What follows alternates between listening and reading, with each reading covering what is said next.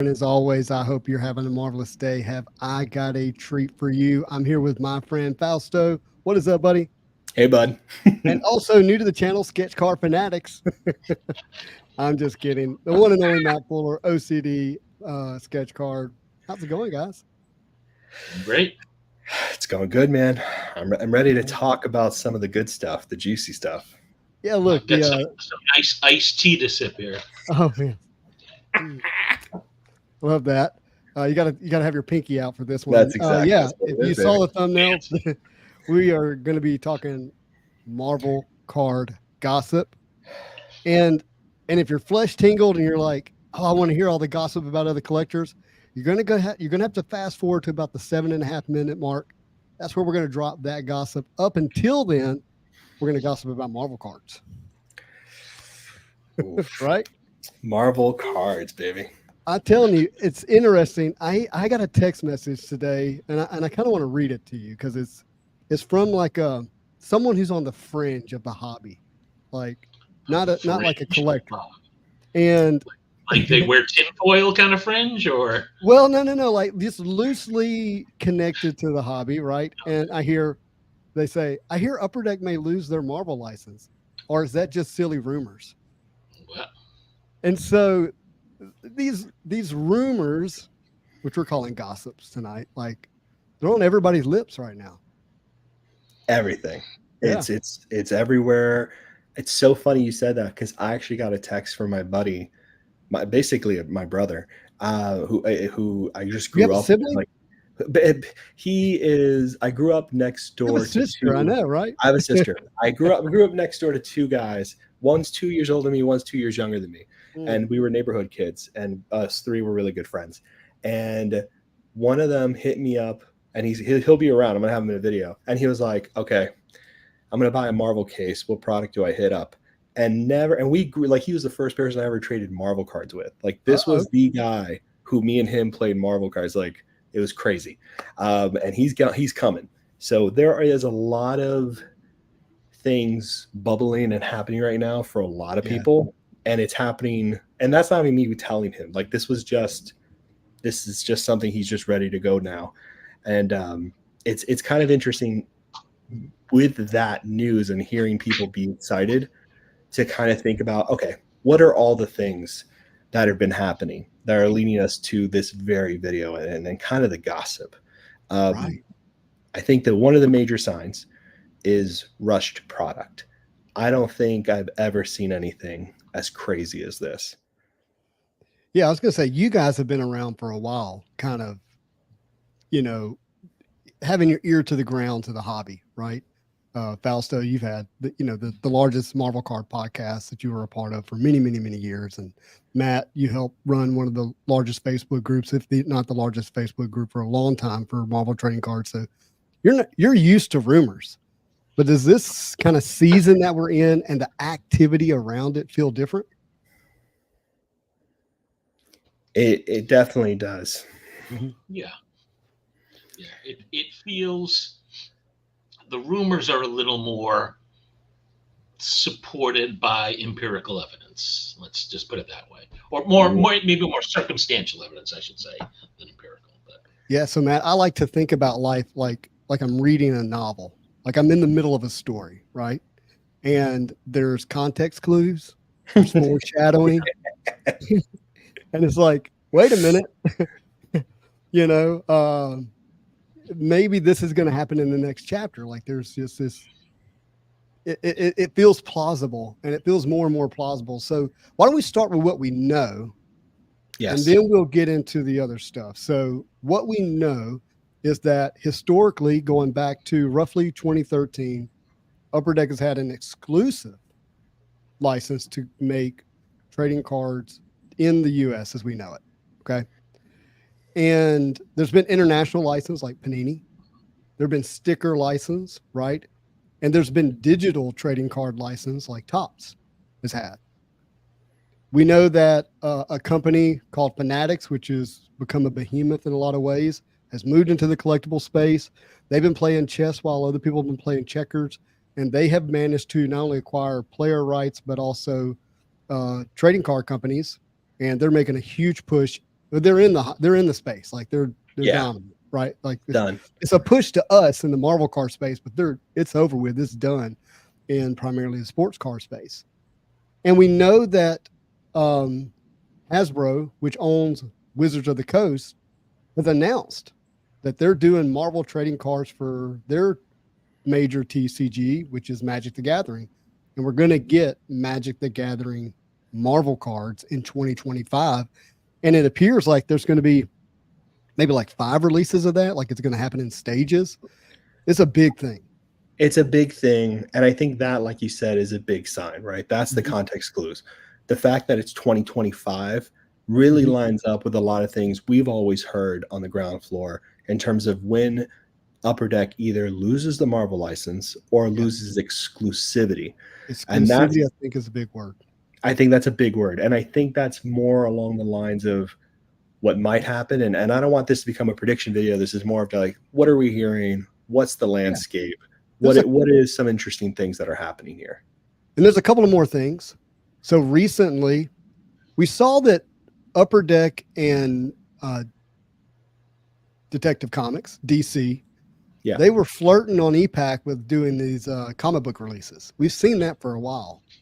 And then all of a sudden, we get this announcement that not only they're doing DC trading cards, they're taking the major brands that have been pretty synonymous with Marvel cards, and they're just literally repurposing them to DC. And the thing that was really telling to me, because we're going to get DC Metal, right? We're going to get DC or Fleer Ultra DC, probably Fleer Ultra Batman, right?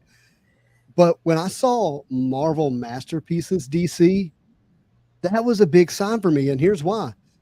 Skybox already has something called Master Series, which is the equivalent of DC's Marvel Masterpieces.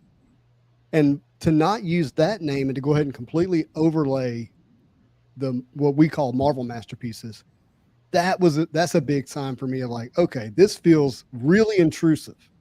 I think so too. Space. I think so too. And I hope it was just a misstep. I hope it wasn't something that's being done purposely or calculated in a way. Because Master Series has a great history in DC already. And people that know and have seen those cards are absolutely obsessed with it. I mean, I have some in my collection. Like there's some good ones. I mean, they're original art, DC. They're all black and gothic, but I mean, they're great. They're great. They're great. I mean, I remember working at CGC for the first time, and they were like, "Hey, send us cards," and they hadn't announced DC yet. And I was like, "Well, let's get some DC ones in for promotional stuff." And I sent them in Master Series because I was like, "These are the ones that are going to look great in the label."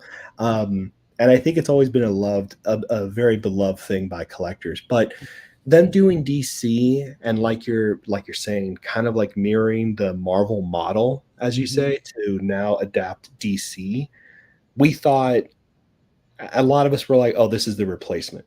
And I feel like it's solidifying into that. It's like, okay, we ran out to get DC because something's happening with Marvel.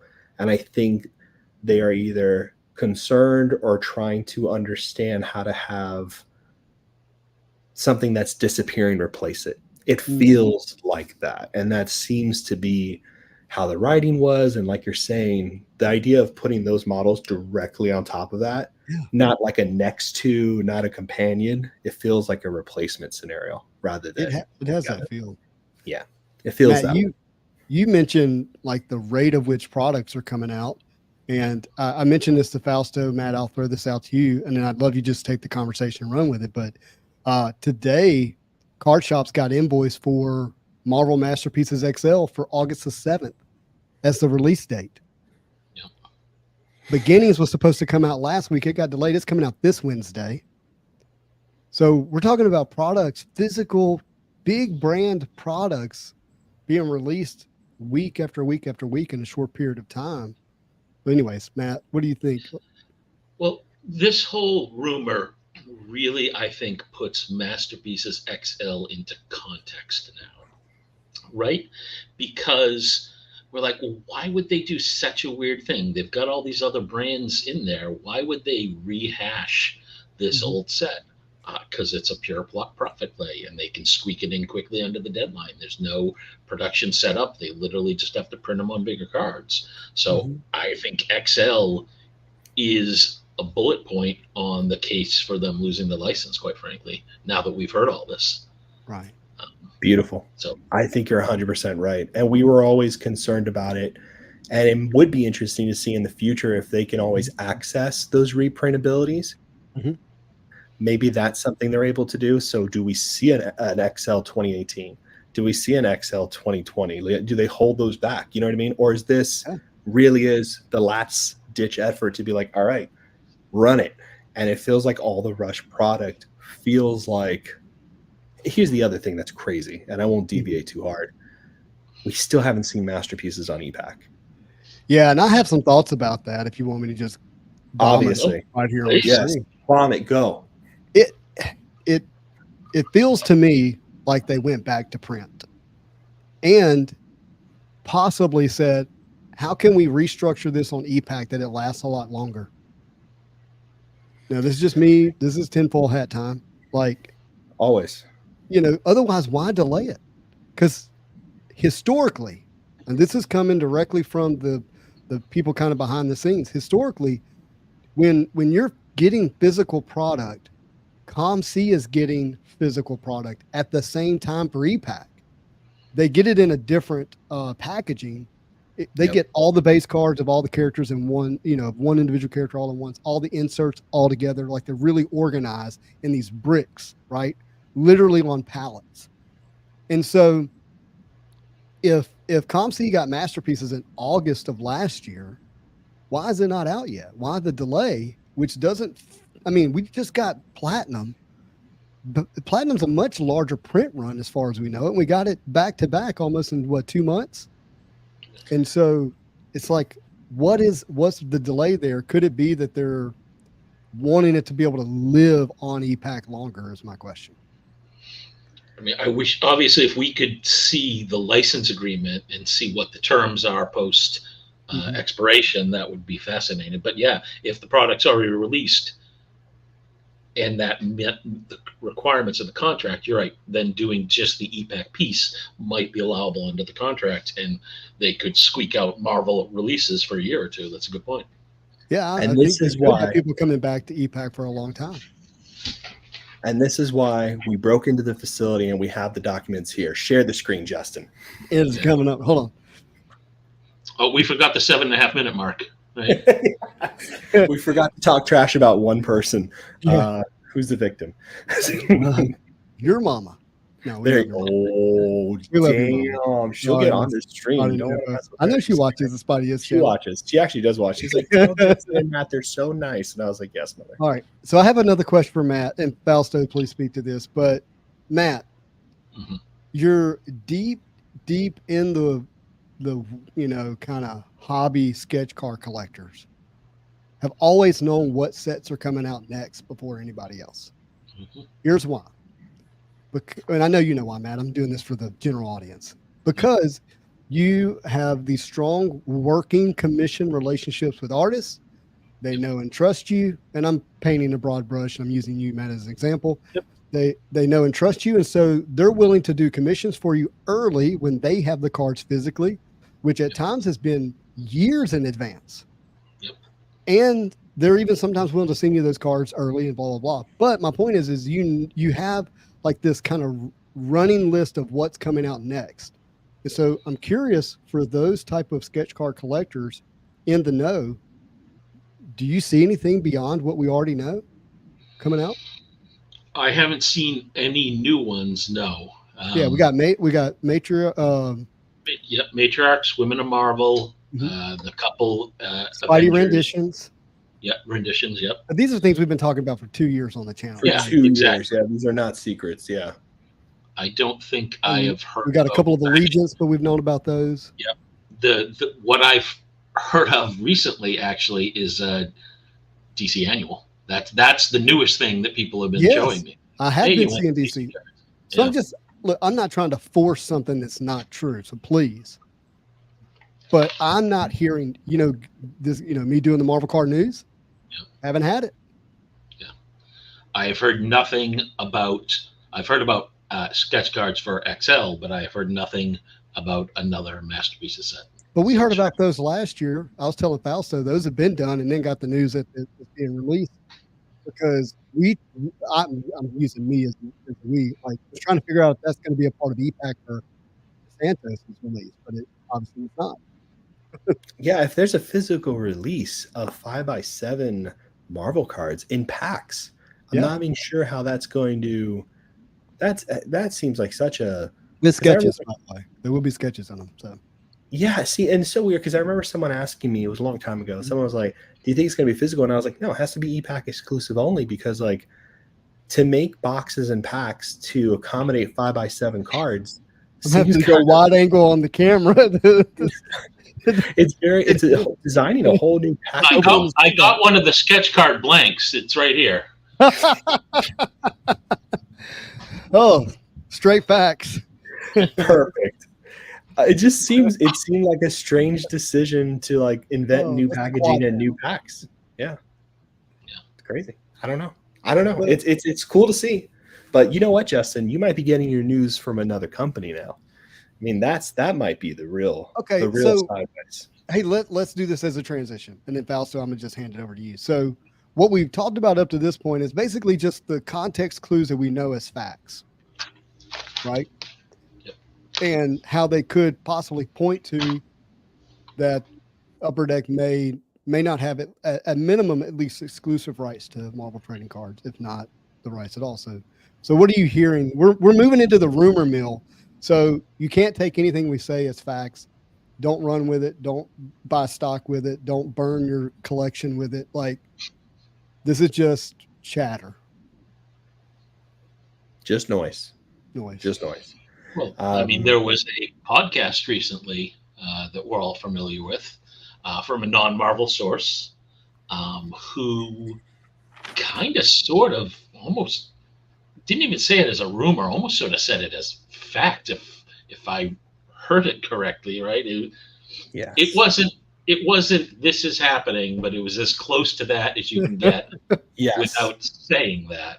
So what did they say, or how would you paraphrase it? I mean, if we take that as the rumor is that Fanatics is getting some Marvel rights, whether that's exclusive or part, we don't know. Which is believable because Wizard of the Coast already has it. And by the way, Upper Deck mates Versus, so it's the same type of card. So it's a shared license. Yep. I will say, be sure to get your first edition Versus cards. Hey, me and Brian are at Dallas Card Show, and he picked up a first edition box for $60 of Versus. That's cool. That's right. I thought I saw that recently. I just remembered. Yeah. It's cool, man. They're cool cards. I mean, there's still a lot of history with TCG happening with Marvel, but the fact that that's happening, baby. Jen's going to be right when it's all said and done. When it's all overpower. Oh my God. Could you imagine if it all comes back to overpower? I love Jen, just mess around. That'd be great. That'd be really fun. I don't know. It's interesting. I think it's interesting to see. I think it's interesting to see a TCG element in the Marvel landscape. That's going to be very fun. And I think it's really interesting to see that it's 2025. And if Magic the Gathering has the TCG side, Fanatics got to go the collector's route. And we all seen Topps collect the digital. We've seen digital Marvel cards done by Topps. And we've seen them do different foilings, different ideas, and similar things there. It's very interesting if Fanatics ends up doing Marvel. And just so everybody knows, they wouldn't be able to do masterpieces. So just in case there's any confusion.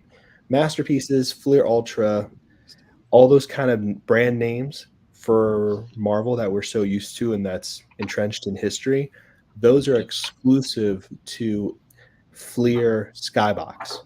So these are the cards that they're putting out there on the Topps Collect site. They're very cool cards. Yeah, I'm just showing this. They're not art. Yeah. I'm trying to get it where it shows up there, but it's a little bright. Yeah. The set names are brands owned by Upper Deck. Right. So don't think that they're going to like continue a line, which is what's kind of sad, but also interesting about this is that Upper Deck might not lose the rights. They might keep they might just lose exclusivity. And then what you're looking at is you're looking at a slower pace by Upper Deck for a few reasons why I would imagine they would do that. And then Fanatics would have different sets that would kind of mimic. And well, and the market's going to play a big role on how much is produced. If two companies try to pump it out there and the market doesn't respond, they have to react. Like, just, I'm not so much worried about that part, to be honest with you. Yeah. There might be a season of it, but not forever. And I think, hopefully, if Fanatics does, let's say it's them and they get the brand, hopefully they're going to take the right amount of time to fill their pipeline and not just start rushing things out. Yeah. Yes, I agree. I'm hoping that's the case, because it is going to take a while for them to get their bearings. They did it with Star Wars. And if you're looking at what happened with the transition of Topps being sold to Fanatics and Fanatics now owning Topps and putting out Star Wars cards, you can see what they've done with Star Wars to get an idea with what might happen to Marvel. Also, can you pan around and show your conspiracy theory board with all the strings that connect? Yeah, it's right here. Oh, ha, ha, ha. Funny. I'm not going to show you my. I was just watching your brain, Star Wars, Fanatics, like you're just like connecting all the dots. Real, man. You don't know. But, yeah. I mean, whether or not Topps would do a great, and I'm using Topps and Fanatics are synonymous, guys. Yes. Whether or not a Topps branded Marvel card would be well received, if it would have perceived value built into the boxes, whether it'd be an enjoyable break, I don't know. What I can look at is whoever's doing the art selection for the digital cards doing a good job. I do like good. Them. I do think they look good. Yeah. And it's art that not all of it, but a lot of what I've seen is not what we are seeing on our cards. It's a different style art. Our friend Neo here, we're gonna come back and get to the chats, but I do want to see here. Neo says, get ready for a lot of shiny products like Platinum. Yeah. However you feel about it, Platinum hit. It hit well. A friend of mine reminded me today, people were canceling their pre-orders. Remember that on Platinum? Yeah, I do. Probably out of regret now, right? You're going to tell that story. Man, it was a time I had Platinum pre-ordered for $150 a box. And I canceled it. Why? Parallels. Now I want them all. I think a lot of people were canceling because, they kind of felt overwhelmed, and it is an overwhelming thing. And I think it's okay to acknowledge that without taking away the power of the set. The set is what it is, right? How you choose to collect it is what really matters. And that is nothing. No one can ever take that from you. FOMO and all that stuff can pressure you to do certain things, but how you choose to collect a set can reinvigorate, can change the whole perspective you have on a set. I know it has for me in the past. You know what I mean? I just did a video earlier where I talked about how I did my 9-page for the set for my character collection.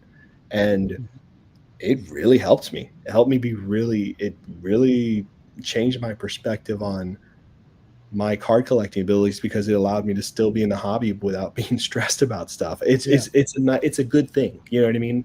It's a good thing. And I'm just excited to see Marvel cards be talked about more. I want to see now for sale posters come back from the 90s. Right. I want to see binders, checklists. Get me a Fanatics sweatshirt that says Marvel cards. I'm in it. We already have Marvel cards, baby. I just want Marvel cards from Fanatics then.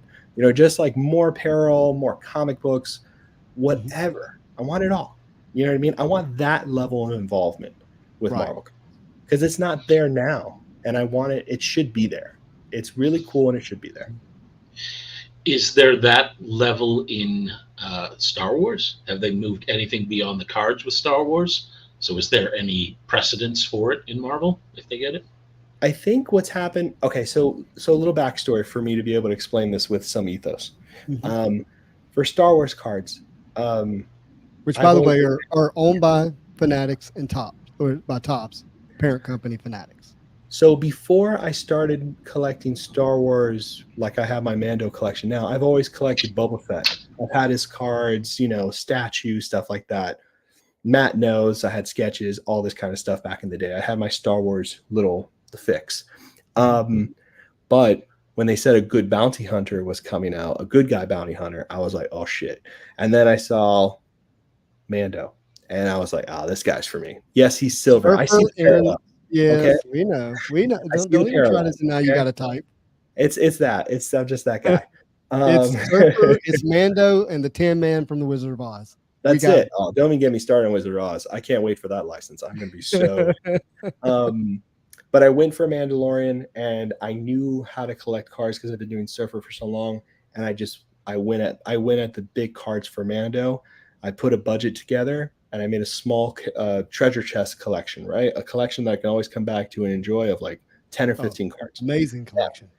I'm very, very honored to have that collection. And in that process, I met all of us in the parallel world of Star Wars.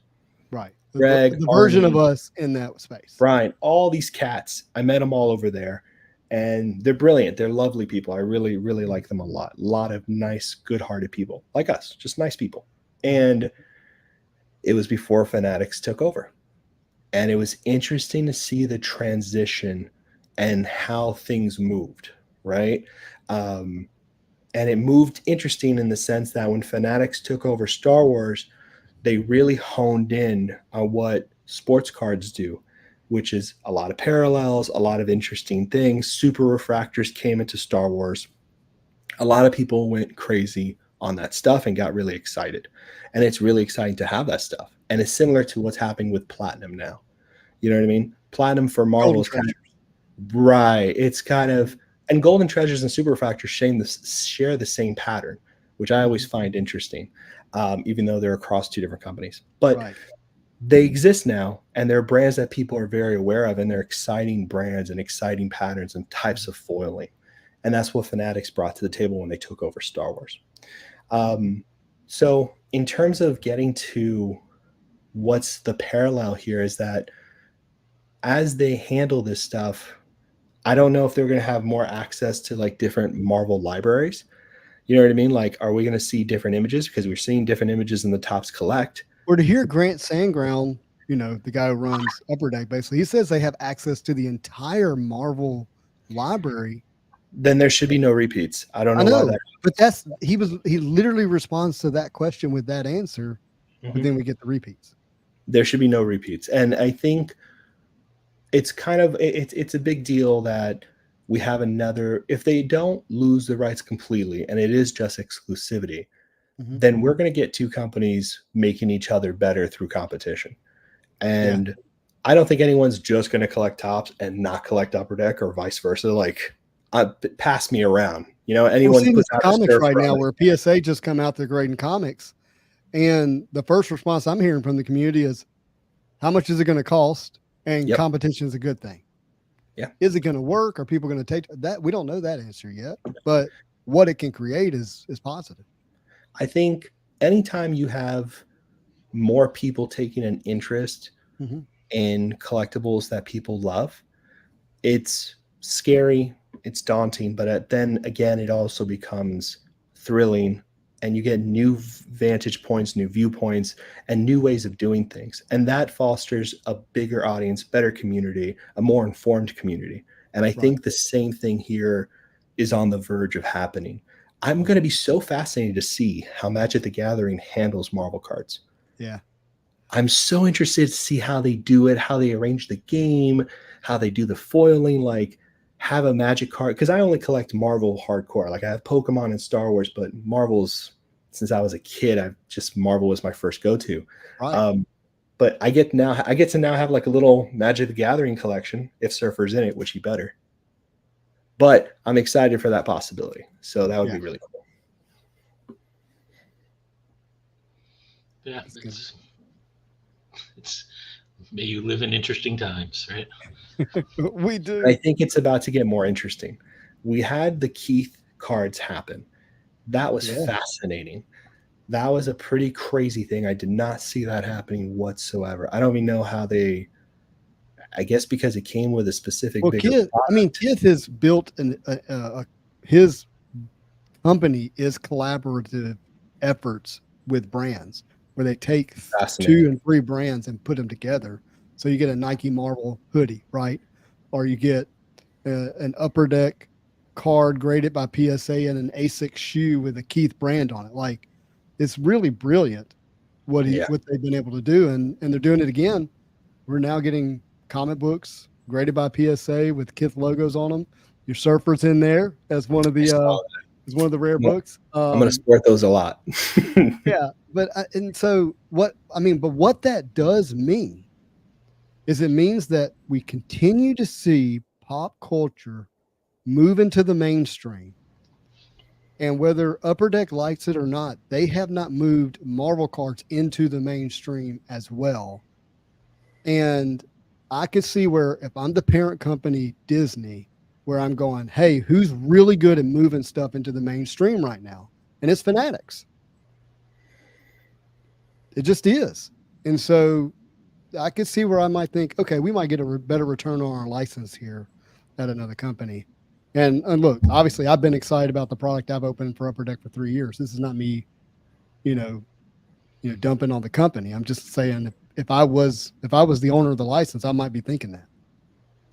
I like to see a Lorcana Marvel crossover. I like to see Disney parks have like their own Marvel cards as a promo thing at the beginning of the rides at Marvel. Like, I want to see all of it. Like, I'm excited to see how people share the license, different vantage points, and I'm excited to have fun with it. Imagine if you took like the Pokemon Go concept, but did it with actual physical cards and kind of distribute them throughout the country, and you had to like go hunt them down. Nintendo announced that they are having an e-pack version for Pokemon cards. This is happening. This is a reality. They announced it on their Nintendo Direct. Wow. I like Nintendo stuff a lot. And they're doing it. It's happening where you can buy packs through the app, rip them, trade them, buy them, ship them back home, all that kind of stuff, or just build up a digital library, which might be the focus of what they're doing. It's very similar to their current online TCG model with those slight differences. So it's in the ether. It's happening. It's coming. Mm-hmm. And maybe we see Topps collect, Fanatics collect, kind of do that a little bit too. I mean, it'll be interesting to see how they merge all the different avenues they can take. I mean, there's so many different things to do. I mean, because we saw the article at the end of last year, the largest buyer of toys now are adults, not kids, right? You could be putting trading card. McFarlane's been putting trading cards in his Batman toys from the beginning because he's brilliant. He knows to give that extra little bit of collectible, right? You can see that. What if they were just saying, hey, anytime we're doing, not anytime, but when we're doing a variant comic, why don't we drop a card in the variant comic? So now you get the variant, you get a card that goes with it, and it just dropped in the book. Trinity Comics has been doing this. It is a very smart move. It is not. It's extremely smart. Yeah, it really is. And I think the more people that start incorporating cards with things. I mean, remember at New York Comic Con, we were all there. They came out with the pins. Marvel directly had homages to these pins. Yay. Like, how sick! They're great. They're amazing. They're love letters to the cards. Mm-hmm. Like, that should be everywhere, man. That should be a thing. Like, it shouldn't be this hard to go into a card shop and find Marvel cards. Like, that is so frustrating to have it. Like, we're seeing retail boxes in retail stores, but they're gone fast. Like, you know what I mean? The exposure needs to be there. And with two companies doing it or a new company doing it, I'm interested to see how they do it. Them, something changes. I hope something changes for the better with that. Well, I got two more bits of rumors. Okay. So the first one is there's a person that I know that is kind of deep in the hobby, but not in the ways that we are. Different way. And I get a call saying, hey, look, I'm meeting with Fanatics about Marvel.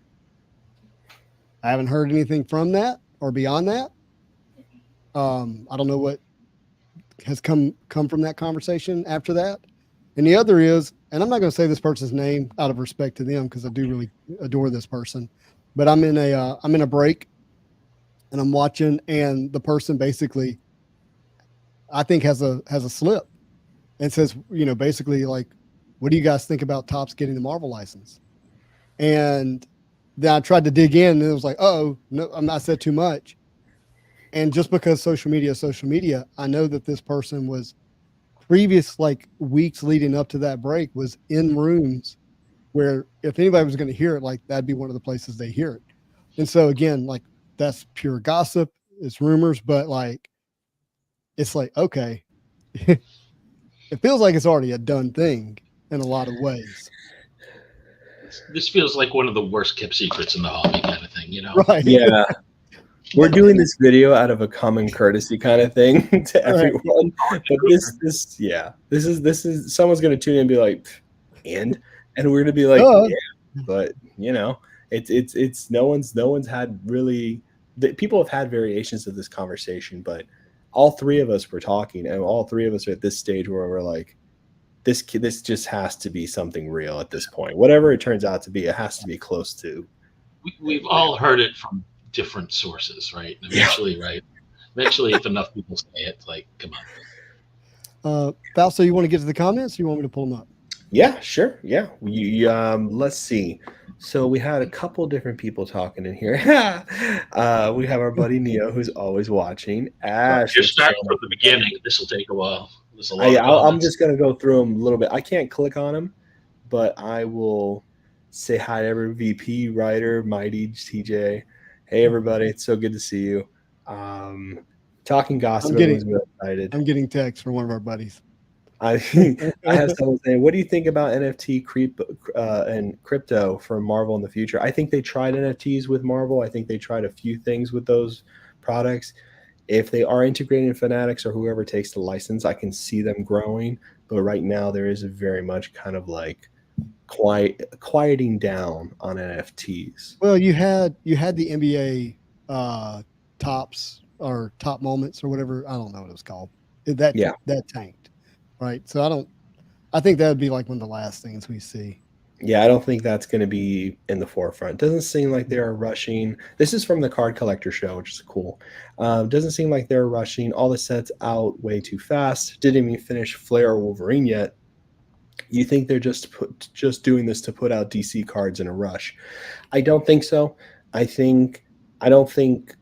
Maybe the trick is that they're going to start to see when they're out of Marvel. Maybe that's when that happens. Also, there is something else that people have been saying that I disagree with, which is the rumor that, do we even think Masterpieces is coming out, or do you think some sets are just not even going to be released on ePack? I'm going to tell you right now, the amount of product being held for ePack, that would be impossible with the amount of money they would be losing not to eventually release it on ePack. I know things have been taking longer. Yeah. The fact that they put Platinum first before Masterpieces really just tells you, Well, and they already have a copyright date of 2022, so they're safe. They're safe. Like, as far, I'm not a licensed lawyer, right? And I'm sure they could jeopardize their agreement, right, in some way. But I think that probably is one of the reasons why they are not putting it out, because they're trying to get these others out before some day. It feels like a deadline push, because it doesn't make smart business sense to say, why am I going to dump 3 or 4 releases in the span of 30 or 45 days on these collectors?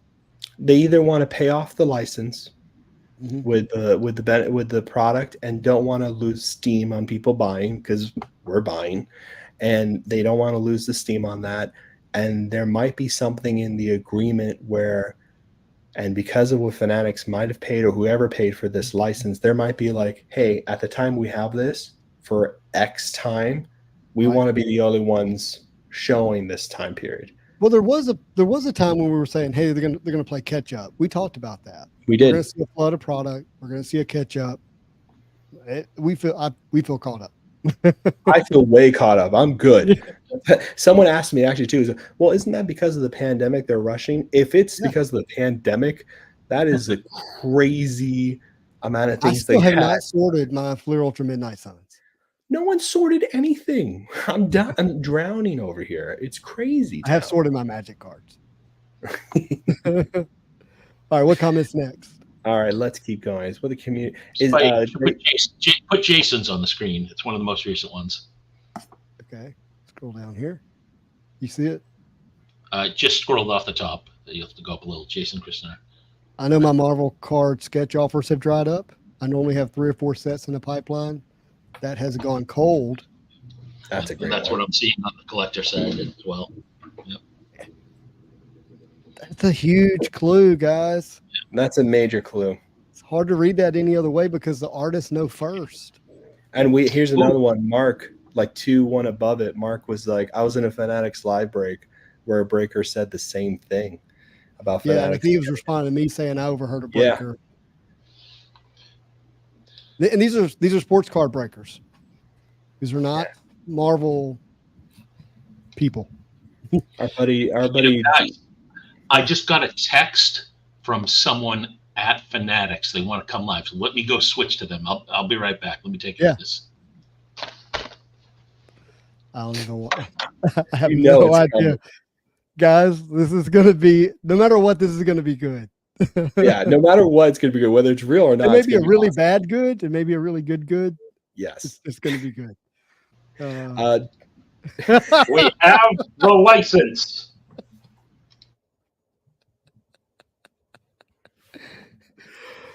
That's why he It's goes done. by sketch card. That was sketch card fanatics, everybody. How can you argue that? Wow. You got what a That was crazy. Breaking news. Dun-dun-dun, dun-dun-dun. wow. A frog That's has amazing. spoken.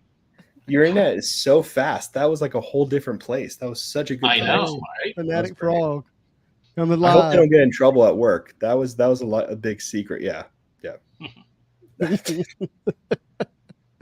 That was so good. Oh, I'm so happy that happened.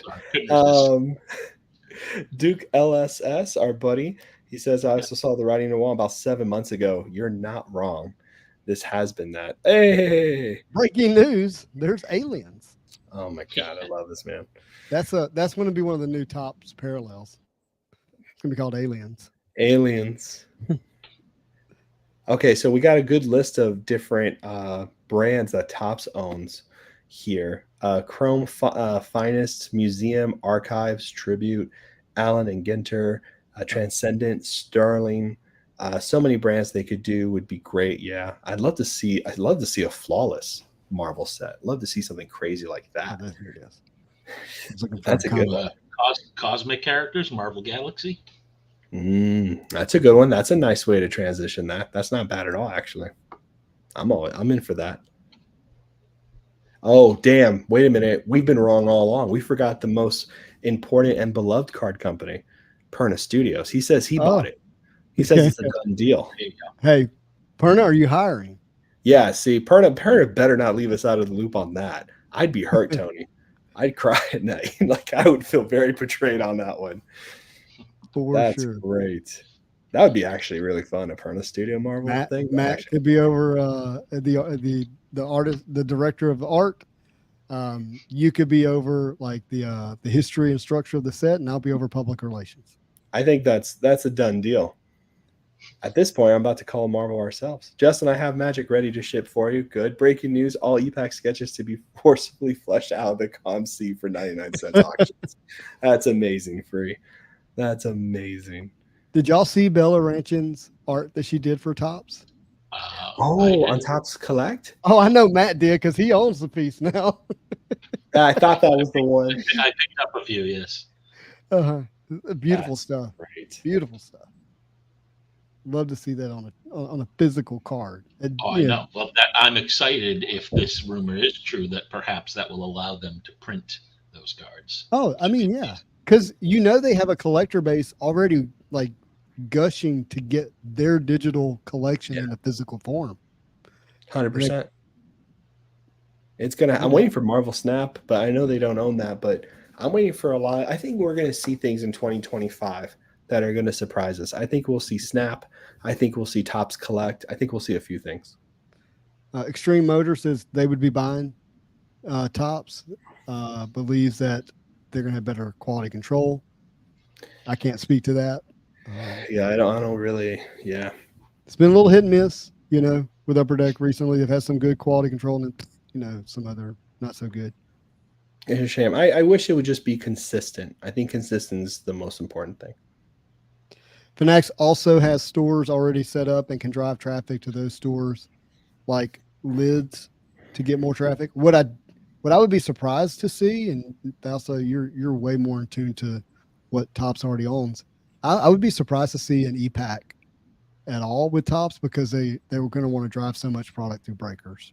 I think you're right. I think we just had this conversation. Funny enough, I was Mhm. talking to Matt about this, but I definitely don't think EPAC would be a thing for them unless they do something integrating their live breaks with the Fanatics Collect site that they just launched. But I 100% believe that they want their stores to have. You know what they need to do is that they would have to put a Fanatics shop or some kind of kiosk not only in the stadiums that they have them in where they Mhm. sell their merch and stuff, but they'd have to have some kind of like pop-up stands maybe around when the movies are released. You know what I mean? Like have Deadpool Wolverine cards ready to go. You know what I mean? Something of that aspect there, or pop-up shops and comic book shops. You know what I mean? Like there has to be that kind of integration. And because they understand how to run those storefronts, I could see things being more accessible to us because they have that knowledge already. Mhm. It'd be great. Yeah, I mean, Derpa is speaking to it here. Says Fanatics also produces so much clothing as well. You can see Marvel character jerseys along with hats and other merch. And I think what he's saying is like with the Marvel card art. I So want all it's that. an extension. We've That talked has about. to happen. That has to happen. Like we need the apparel, we need binders, we need checklists, we need. There's just a lot of great things that can start happening here. Yep. Hopefully, Tops Fanatics will be doing better QA quality assurance, quality control, and changing out cutting blades more often than once a decade. You say Yeah, that, but then it makes your PSA 10 more valuable. Platinum's grading in tens quite a bit. Yeah. It I feels don't know what. like. Yeah, and I say a lot. We see the tens. People don't show off the Right, logo. You know. 100%. You never know true. You have to look at a pop report and really understand what you're looking at to make assessments that large. 1000%. I don't think cards ever come out in a 10, and I think you get cards that come close and they get a 10 and whatever all that stuff is. But I think two major things for me, that Upper Deck is changing. I mean, I give Upper Deck a lot of credit and I respect them and I like them a lot. They put the gallery prints out there. They put the artists' names on the cards. You know what I mean? Yeah. They added a lot of features that we had real issues with in X-Men Metal. And when they were able to make those adjustments and changes, because they're usually a Yeah. couple of years out, they made them. And I will say they're better for it. Mhm. And I think the only couple things that are lacking now is really the reprinting of the same art. They need to keep an archive. Mhm. They really should have an archive or a binder there, and they really should have someone specifically doing Marvel cards and not a shared duty where someone's doing Marvel cards and sports.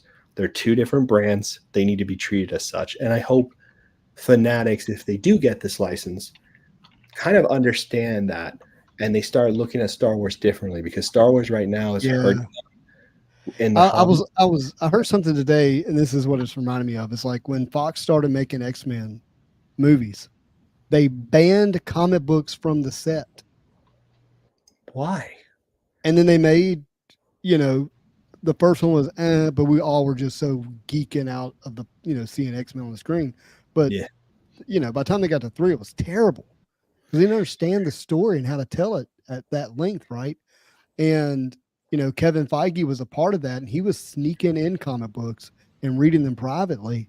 And so when he then got his chance to make Marvel movies, he did a much better job because he understood comics. And so if Fanatics does get the license, to your point, I hope they don't just take someone who's had a lot of success of structuring a sports product and try to do that without getting to know. It didn't work for their Star Wars brand. It just Mhm. didn't. We know it, and I'll be the one to say it on here. And Mhm. I'm making a resolution to be. You're doing so. You made it 49 I, minutes. I did really well. You have to I'm admit. We very talked proud of about you. it. I did really, really well. I'm just gonna say this. I'm keeping it light. This Yeah. is fun. Damn No, it, say it, Dustin. dude. I'm trying really hard. Star Wars Galaxy has taken a couple of missteps in terms of understanding its own history and its own design in that history. When you design cards, you have to incorporate the history of that IP, right? It can't just be a design that's been molded from something else. And I think that's always a little bit of a mistake when people do that. And I'm hearing great things about future sets from Fanatics for their Tops brand, because Right. it is growing pains, and they are understanding their audiences are different while incorporating new audiences as well. Sports has an advantage because they get a new story to tell every year, a new set of players, a new winner, a new champion, a new superstar rises, right? Like a new spec, because they do a lot of that in sports, obviously. And Star Wars is so tied to the how well the movies are doing that, and then obviously you have the collectors who just want to stay in the first 6 movies, so to speak. And that creates its own struggles.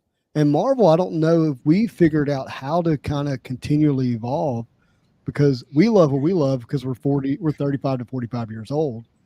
And I am curious, as we continue to move into the future, how will Marvel cards continue to kind of push forward, even though we don't have that new steady kind of flow of material to pull from outside of the comics. But most of us are not reading comics as Marvel card collectors. But that doesn't matter, because Marvel card collectors have never, the majority of us, and I heard this in a lot of interviews, and I hope I'm not speaking for everyone's I want to hear from experience you. here, but I didn't learn Marvel through comic books. I learned Marvel through cards, period.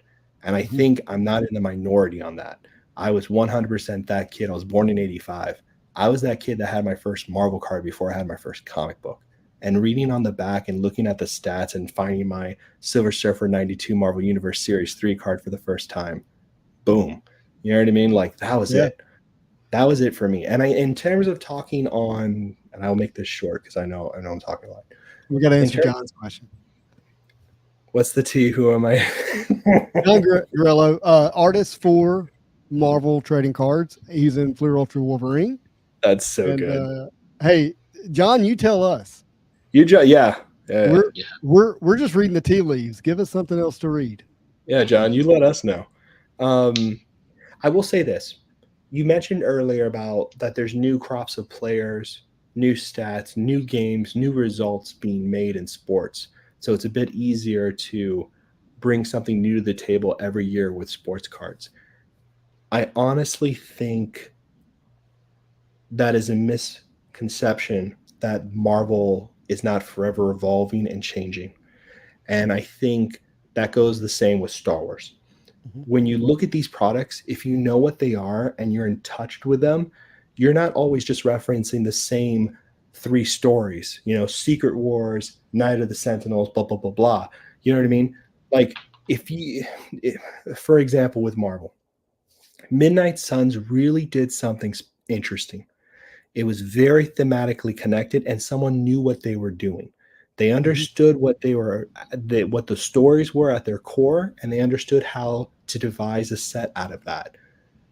That was very smart in the way they understood how to make that thematic set make sense. Now, I will say this. Obviously, the risk is how many people know Midnight Suns? That's a really risky set. Look, leading up to Midnight Suns, it was very little fanfare. The product actually delivered beyond expectations. We watched people who one of the best things they've put out in years. Correct. And I will say, though, because the work was done in there, because the themes were so ingrained, because someone sat there and did the research, people became fans. Yeah. That's built the audience. The audience allowed other collectors, I think, to shine too, because they did understand it. And I think that's important. And they picked out comic cuts. They picked out certain inserts. They looked at certain characters like, no, you guys don't like, if I had Ryder on here, I guarantee you I have a list of characters that are so integral to the Blade movie that's coming out, to other things that are coming out. And he would be like, this character is going to appear and be a badass. By the way, did y'all know Ryan Reynolds was in Blade? Yes, of course. Blade 3. I did not realize that. So, hell yeah. Hell yeah. He was great.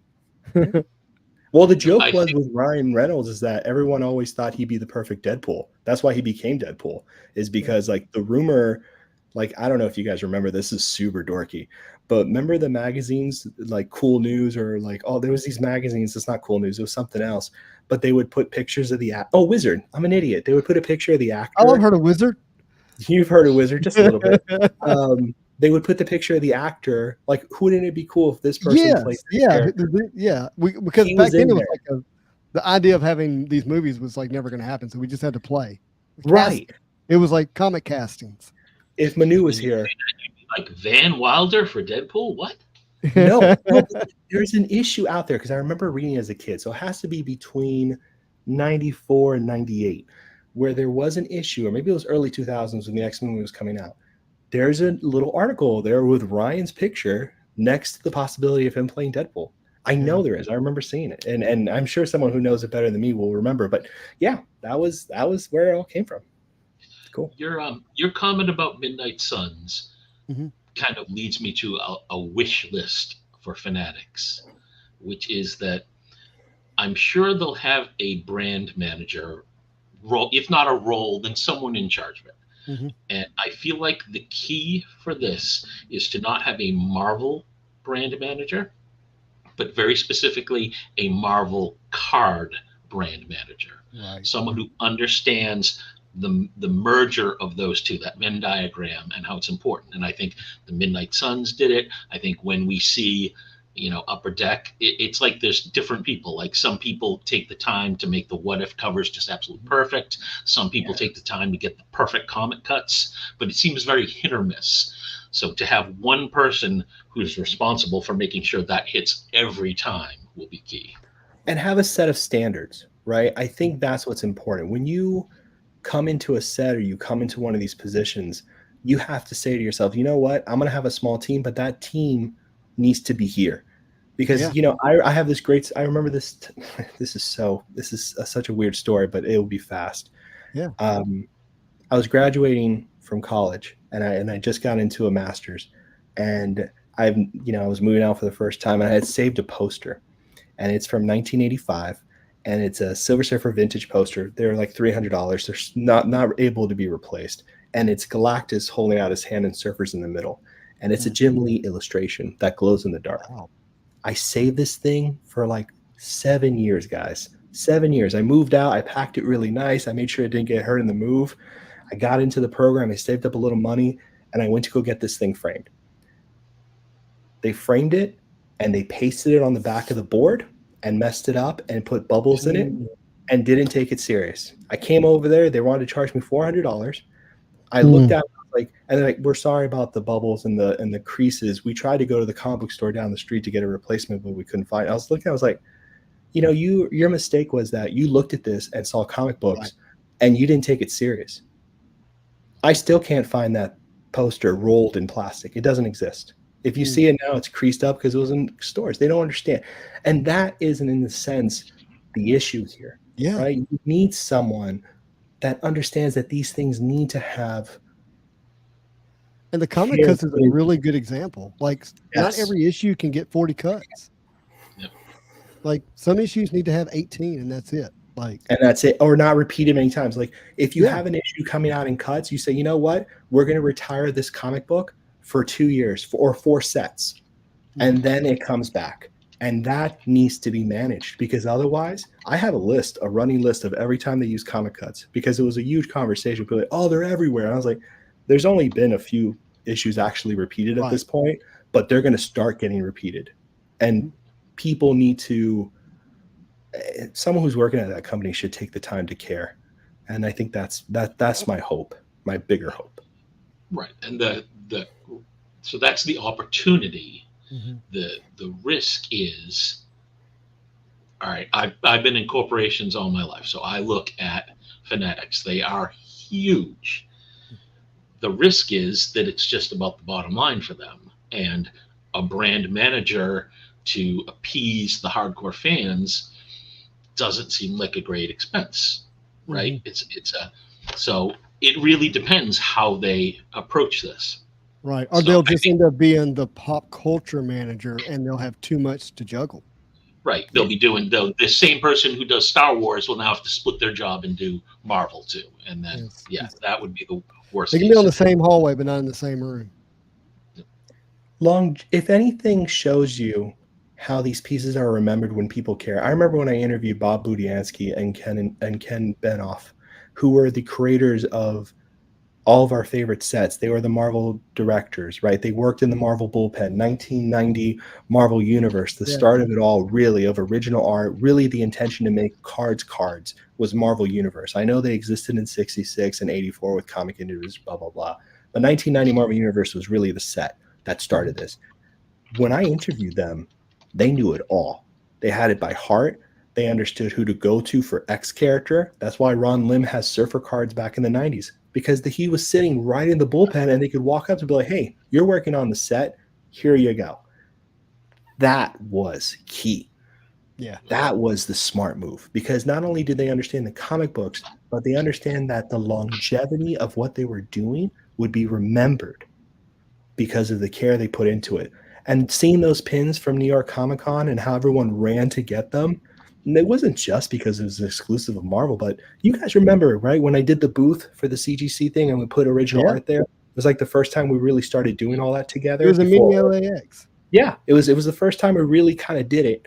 You remember everyone seeing you guys and saying and knowing you guys from the streams, and then people who didn't know cards were like, "Whoa, is that?" Mm-hmm. It was magical. It was great. People love this stuff. You know, they remembered. They took it with them. Fausto. So Yes. we asked John, what are you working on? This was his response.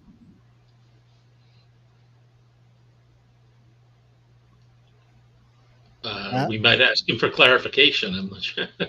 Yeah, John, give us some clarification. If they did an homage set, is it serious? What's going on? If they did an homage set to that, or maybe this is the first series of Marvel from Fanatics. Wow, it's a big deal. Well, let's not start that rumor until we get some clarification. No, I'm sorry, I didn't know. What did I say? What? We don't want to put anyone in the spotlight. Did you hear something? What was that? John, slide them in my DMs. Let me get the frog back and ask him. Let's see what Fanatics has to say to that. Yeah, exactly. Deny. That's interesting, John. That is interesting. So series 1 is 90MU. Everybody, that's what I read. That's what we read, because we know it might just be the first series of Marvel. We've seen 90MU homages, but they've been with published art put on it. Whether it's retro comic book, whether it's what if the Disney Plus series, but we have not. I know but like the Marvel Series 1 was original art, and so if they're doing a new original art Marvel Series 1, that would be a really big deal. I think that would be lovely. That'd be good stuff. I don't know. That would be really cool. That'd be cool, man. That would be cool. I don't know. It's going to be a fun. It feels like it's shaping up to be a really busy half end of 2024 for all the sets we'll be catching up on and all the sets that will be rushed out the door, it feels like. But when 2025 hits and when all this stuff seems to start coming into fruition, it's going to be a year. It's going to be a year for sure. Yeah. And look, I love that you say that, because it's been a wild ride for the last 6 I love it. Yeah, it's great. I mean, and if you go back to August of last year, it's been a wild year. Oh gosh, for you, it's been. I don't even know how you've done it, Fausto, because it really. I don't know how any of you guys have done it. We've been on this. We've been running. I mean, OAX, everything we've been doing, the sets, like the content, like collecting in general has just shaped everything. Like when we did that, it's really been. There's been a lot happening. Well, and the three of us have our different ways of like gauging the temperature of the hobby. Mine is obviously the channel, right? The YouTube channel. I generally average about 45,000 views a month.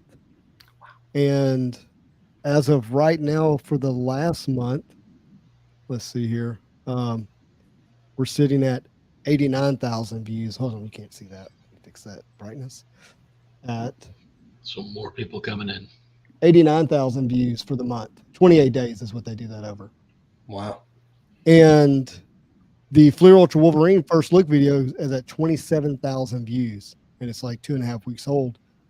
And the comments that I'm getting are people who are not going, hey, what's the best investment I should buy in? What's the best? It's what size binder should I get? What size sleeve? Yep. It's very different. We're talking about coming in and just wanting to collect. And that to me is talking about context clues, foreshadowing. That happening with the potential for this big earth shattering news that could drop that Fanatics has taken over and what eyes that would bring in, coupled with Magic the Gathering Marvel. I think here's what I want the collectors who are already collecting to hear: your collection's better than you think. What you That I have will now, say. what you have now, there's a good chance, not too far in the future, there's going to be a lot of people wish they had it. Yeah. Beautiful. No, 100%. And I think so many good points.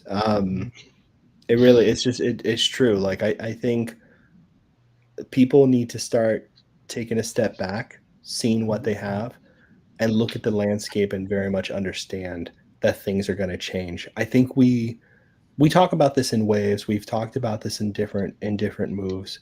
So that was my response to what I'm working on. Marvel S1 was an intro to comics. All right. But Damn you it, gave John. us a great idea for a trading A card. great I idea. will forever give you credit for that. If Fanatics didn't take that, then that's on them, because that was a beautiful moment where all of our eyes lit up. But he doesn't have well, let me not speak for him. Well, we were responding to that as if there was a new set out there that's happening, and that's not the case. No. And it is, even though it does prove the great point, though, it was the Marvel cards that got him into the comic books, and he's a major artist. Like it's a big deal. It's I've heard this story from many people. This is very real. You know what I mean? I don't know. I think I think what's really lovely about all of this, and someone asked this earlier, I think it was Perna, talking about, is this exciting or overwhelming?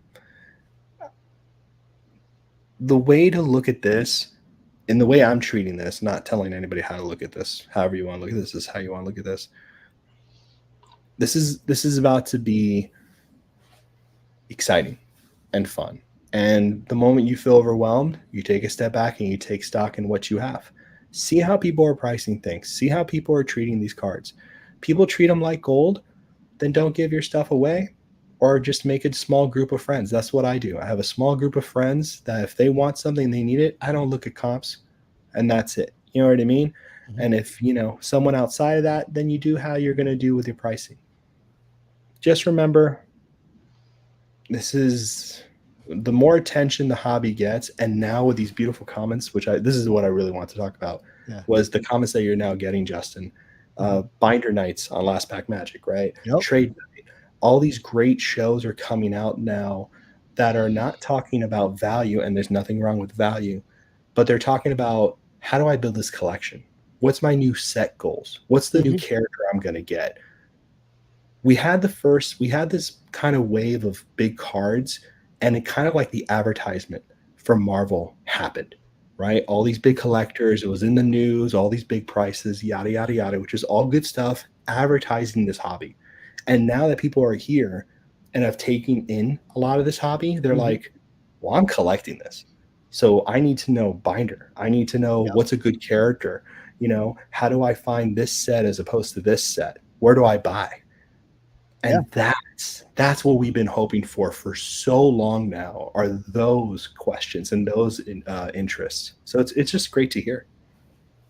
And that's the opportunity for Fanatics, right? That they can appeal to the collector who, and again, there's all these different ways to define it, but I would just say a collector is someone who loves the IP and the cards first and foremost, right? Profit is nice and certainly is part of the equation, but it's not the primary motivator, right? As opposed to someone who's more of a consumer or even an investor, where profit has more of an importance on the ranking. And again, we need every type in the hobby, so there is nothing wrong with either of them. You need that for an ecosystem. But I think a lot of what Norton, especially you and I, talk about is catering more towards the collector who has that long-term love of the property and really just wants to focus on the enjoyment versus the business aspect of it. Yeah, beautiful. Yeah, I agree. All right, I've got to answer this question for Derpa. So, Unbound is an Upper Deck e-pack release of a physical card. Don't be confused; it's not digital. And it's a limited release. Basically it comes out for a day. Some stay longer for a week, but basically it's like a shoe drop. Like you buy it till it sells out, right? I now am the owner of 28 base numbered to 999, 24 rainbows, 9 canvases, and 1 auto. No plates, no sketch. That was the ratio? Oh, wow. Yeah. Ouch, sorry. Now, I did have some help from Kane, but Do you have between any the two leads of on the us. sketch? I assume Yeah. you're after the sketch. Yes, I have a price. Okay. I know who pulled it, so that's what makes me laugh so hard. It has a 3 and a 5 in it. And I'm assuming that's to the left of the decimal. Far left. Way to the left of the Way decimal. to the left. I was so my air conditioning has been out for most of the day and yesterday, so I got late to the game with all Cable's the an air conditioner report. Yeah, pretty much. I didn't even realize it was magic, and then I saw the image and I was like, "Oh, poor Justin." And then I saw all the things I've missed throughout the day, and I was like, "Oh my God, poor Justin, poor Justin, poor Justin." It was just been one landslide after another. I felt so bad. But it's all right. It's a beautiful piece of art. Thank you, Fred and Ian, for creating it. That is the best part. She's holding Limbo back. All the demons are trying to get out, and she pays them no mind because she is the ruler. No one can touch her there, and it's really cool. Sketch is beautiful, and you never know. It may end up in the collection one day. I have bought from Sketchopolis before, so it is possible. 100%, and he has great stuff, and great, and he knows the value of his stuff, and he appreciates his stuff, and he's been here for a long time. Here, a lot of mad respect for him. Let me tell you why. Yeah, I agree. He spends money, and it's work to sell what he does. Okay, and he spends it before he knows he's going to get it back. Okay, and then he prices it, and he waits for the market to come to him. He gets a bad rep. I've met Jeff before. He's a great guy. I really like him. I mean, you nailed it, right? He's a businessman, and we need that. That's all. That on the product. So good for him. Yep, it's his call. I've gotten, honestly, in some way, and this has just been my experience. Mm-hmm. At least, and I bought surfers from him at really high prices, and I've traded really high to get cards from him. I really have. It's inevitable. You know what he's not doing? Oh, Lord, help me say this well. He's not pretending to be your friend collector to get something cheap off of you and then sell it and then try to sell what it is. Yeah. Oh yeah. He wants stuff. He is what he is. He's just straight 100%. Up about it. And I honestly, and that's what I was gonna say. There's been surfer cards where I'm like, oh man, I'm gonna have to pay up because he got it. But at the same token, I'm like, you know what though? If I am the buyer for this, at least I know I'm gonna get it because I'm willing to put it up. And I think it can be bought. Like that's no game. That I kind of like that. As much as I'm depressed about having to spend the money, yes. But at some way, and it's weird too because Platinum really taught me that. It really solidified that rule for me. I realized I was like, you know what? If I wanted this thing and it ended up being this big price, it can't be in my back of my head. I was like, that ain't worth that. I can buy this for this, or and how I used to think about it and all that stuff. And now I'm more on the lines because the hobby's grown, the audience has grown, the type of people I've dealt with grows, and apparently you and Lewis think Surfer's a top 10 character, which I'll never forgive you for. but now I understand, in some ways, like, well, there's the card. I turned down 3 1-of-1s from Platinum now. 3. Who thought I ever turned down 3 1-of-1 cards? And I turned them all down. And you know what? There's been no regret about it because I came to the realization. I was like, you know what? If it was really important to me, I'd make it work. Sometimes it's not possible. Sometimes it's not able to. But It is an interesting lesson that I've had to learn this year, which is a good one. It's a good Here's what I lesson. appreciate about Sketchopolis is he has as much belief, and and this is me reading his price. Like he believes he knows where the hobby should be. He believes he knows. He's like, if this stuff over here is selling for this, and this stuff over here is selling for this, then this should be selling for this. And he just says, okay, come get it. I don't know how we got on this, but what I'll say I don't know how we got that's on this. exactly it, because I bought a ton of sketches. Like a good chunk of my collection came from Jeff. Yeah. And I paid what a lot of people said were high prices. They probably were high prices back then, but they're considered bargain prices now for those cards. Yeah. But he had a belief that they were going to get there. Yep.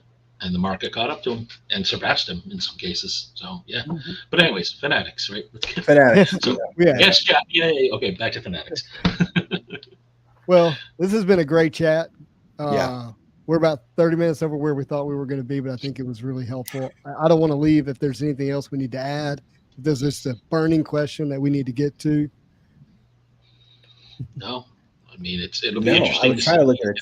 If confirmation comes, but other than my source who seemed to, confirm it. So I mean, you never trust a guy to ask though. Froggy Fanatic or Fanatic Frog. Fanatic Frog. Froggy Fanatics. That's good. That's good. Yeah, I mean, just to recap is, what we know and what we don't know, what we're hearing from rumors, just points to a change. Is it happening? Has it happened? Will it be Fanatics? We don't know. But all that's to say is, I think it's important to know that where the hobby's headed, I think is bright. It's going to be a bit of a bumpy ride, I think, regardless. And I think that, based on what we're seeing, where things are headed, if you've been in the hobby, you have a collection put together. It's probably a pretty nice collection. You should be really grateful for it. Should be really proud. It's been a bumpy ride now. It gets bumpier now, but at this point, you really should take stock and be happy. Plus, stay close to your friends, man. Yeah. All the people you've made friends with. I'm telling you, this hobby really could have gotten to me like 4 years ago, 3 years ago. And if it hasn't been for these guys and other of you out there who know who you are, I don't think I'd still be hanging around. So stick close to your friends and the community you're building. Good word, man. Love that. Definitely. Matt, anything before we go? Wait, Matt, Whatnot tomorrow night. Platinum Singles going up at what time? 8 p.m. Eastern, yes. 8 p.m. I almost guessed it. Eastern you time. You remembered it. I didn't. How about that? Telling you, I know Matt. He gives stuff away. So you're going to have to be there. If you missed out on opening boxes or you don't want to be gambling about it, he'll have individual cards up. Go check it out, 8 o'clock Eastern time on Whatnot. It's awesome. Yeah. Sweet. Go check it out. All right, everybody, thank you for hanging out with us. We got up to 90 people here. Really appreciate each and every one of you. Make sure you follow both of these guys. We just, on their channels, we got, I know it says Sketch Card Fanatics, but that is really Froggy Fanatics. I knew it was coming. There he is. Also known as OCD Sketch Cards. And then we have our friend Fausto Barrio Nuevo, the one and only Norn Rad. Make sure you follow him, Sketch Card Hive, YouTube. You know me. Do us a favor. Hit the subscribe button on all 3 channels. Spidey hit the like button on all 3. But as always, I hope you have a marvelous day.